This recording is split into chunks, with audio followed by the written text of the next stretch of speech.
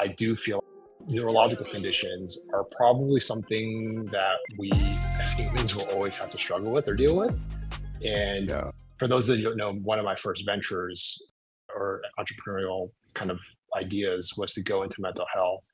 So having seen what that can do to people and how people have to live with these conditions and maybe not even have the financial support to get treatment for these types of conditions, Yeah. I think given the mixed, even though that it's not consistent, but seeing that this modality can actually help people with depression and it's low cost because again, I just threw it together a circuit. Obviously, you have to put some safety boundaries on it, but for the Yeah. most part, it's not difficult to build. So I just wanted to understand, is there a way you can provide something that's low cost that can even alleviate something like mild depression?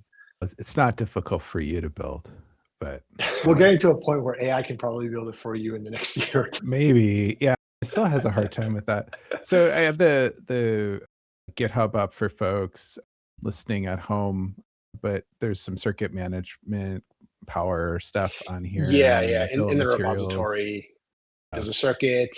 You can build the circuit yourself. Eventually, I'll probably put up like a printed circuit board where all you got to do is drop the components in.